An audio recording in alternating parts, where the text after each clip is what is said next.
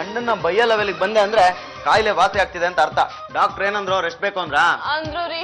ಆದ್ರೆ ರೆಸ್ಟ್ ತಗೊಂಡ್ರೆ ಇವತ್ತಿನ ಕೆಲ್ಸನೇ ಆಗಲ್ಲ. ಇವತ್ತಿನ ಎಂತ ದಿನ? 10ನೇ ತಾರೀಕು ಬಡ್ಡಿ ವಸೂಲಿ ಮಾಡೋ ದಿನ.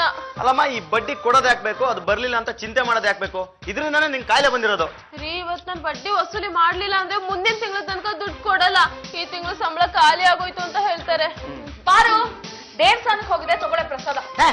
ಪಾರು, 2 ಆಪಲ್ ನೋಡಕ್ ಕೆಂಪು, ಒಳಗಡೆ ಕಪ್ಪು.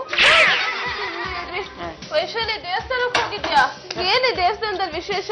ಆಂಟಿ, ದೇವಸ್ಥಾನದಲ್ಲಿ ದೇವ್ರಿತ್ತು, ನಾವೆಲ್ಲರೂ ಕೈ ಮುಗಿದ್ವಿ, ಬಲಗಡೆಯಿಂದ ಹೂ ಬಿತ್ತು.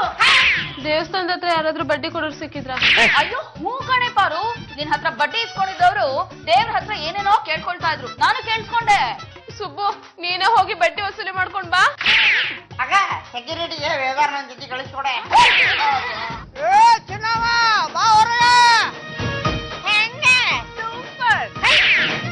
ಯಾರು ಇವನು?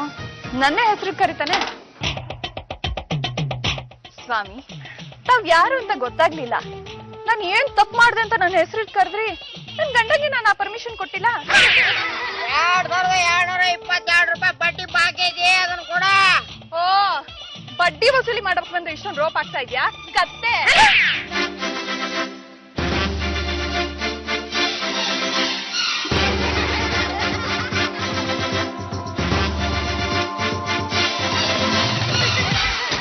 ಈ ಸಮಸ್ಯೆನ ಸೆಂಟಿಮೆಂಟ್ ಇಂದ ಸಾಲ್ವ್ ಮಾಡ್ಬೇಕಣ. ಅದಕ್ಕೆ ತಾನೇ ಇವ್ರು ಬೆನ್ನ ಹತ್ಕೊ ಬಂದಿರೋದು. ಇವ್ರು ಅಂತಿಂತ ಹೆಂಗಸರಲ್ಲ ಕಣ, ರೌಡಿಗಳು. ನೈಸ್ಗೆ ನೈಸು, ಒರಟಿಗೆ ಒರಟು. ಇದನ್ನ ನಮ್ ಪಾರ್ಗೆ ಹೇಗ ಅರ್ಥ ಮಾಡ್ತದೋ? ದಿನದಿಂದ ದಿನಕ್ಕೆ ಜ್ವರ ಜಾಸ್ತಿ ಆಗ್ತಿದೆ ಕಣ. ಡಾಕ್ಟರ್ ಕಲ್ಲ ಹೇಳ್ತಾನ ಬಿಡು, ವರ್ಕೌಟ್ ಆಗಲ್ಲ ಕಣ. ಹಾಗಿದ್ರೆ ಈ ಶಾಸ್ತ್ರಿಗಳ ಕಲ್ಲ ಹೇಳ್ತಾನ ಬಿಡು. ಅಲ್ಲಮ್ಮ, ಡಾಕ್ಟರ್ ಹತ್ರ ಹೋಗಿ ಬ್ಲಡ್ ಟೆಸ್ಟ್ ಮಾಡ್ಸೋಣ ಅಂದ್ರೆ ಬೇಡ ಅಂತೀಯ. ಏನಾಗಿದೆ ಅಂತ ಗೊತ್ತಾಗದ ಹೇಗೆ? ರೀ, ನನ್ಗೆ ಏನಾಗಿದೆ ಅಂತ ನಂಗೆ ಗೊತ್ತು. ಬಡ್ಡಿ ವಸೂಲಿ ಮಾಡಿದ್ರೆ ಎಲ್ಲ ಸರಿ ಹೋಗುತ್ತೆ. ಪಾರು ಪಾರು ಪಾರು, ಯಾರನ್ನ ಕರ್ಕೊಂಡ್ ಬಂದಿ ನೋಡು.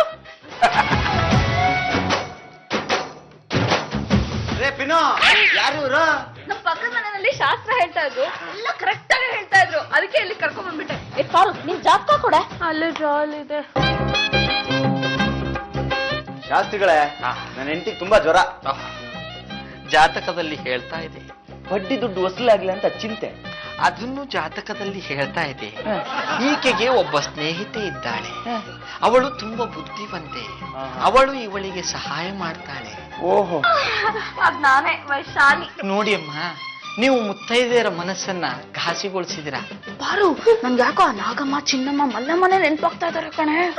ನಮ್ ಸುಬ್ಬು ಬೇರೆ ಹೋಗಿ ರೋಬಕ್ ಬಂದಿದ್ದ. ಈ ಮುತ್ತೈದೆಯರ ಶಾಪದಿಂದ ನಿನ್ನ ಆರೋಗ್ಯ ಹದಗೆಟ್ಟಿದೆ. ಆದ್ದರಿಂದ ಅದರ ಪರಿಹಾರಕ್ಕೆ 3 ಜನ ಮುತ್ತೈದೆಯರನ್ನು ಕರೆಸಿ ಅವರಿಗೆ ಆತಿಥ್ಯ ಕೊಟ್ಟು ಒಳ್ಳೆ ಭೋಜನ ಹಾಕಿ ತಾಂಬೂಲ ಕೊಟ್ಟು 101 ರೂಪಾಯಿ ದಕ್ಷಿಣೆ ಕೊಟ್ಟರೆ ನಿನಗೆ ಒಳ್ಳೆಯದಾಗುತ್ತದೆ. ನಿನ್ನ ಬಡ್ಡಿ ವಾಪಸ್ಸು ಬರುತ್ತದೆ, ಅಸಲು ವಾಪಸ್ಸು ಬರುತ್ತದೆ, ಸ್ನೇಹ ಉಳಿಯುತ್ತದೆ.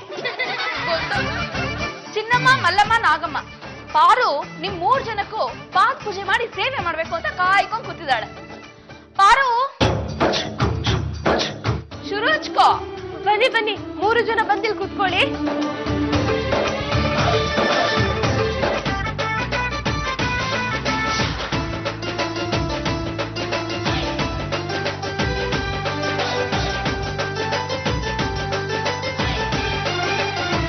ಪಾರ್ವತಿ ಅವರೇ, ಯಾಕೆ ಇಷ್ಟೊಂದು ಉಪಚಾರ ಮಾಡ್ತಾ ಇದ್ದೀರಾ? ನನ್ನಿಂದ ಅಪಚಾರ ಆಗಿದೆ. 5% ಬಡ್ಡಿ ಹಾಕಿ ದುಡ್ಡು ವಸೂಲಿ ಮಾಡಿದ್ದೀನಿ. ನನ್ಗೆ ಬಡ್ಡಿ ಬೇಡ, ನಾನು ಅಸಲು ಕೊಡಿ ಸಾಕು.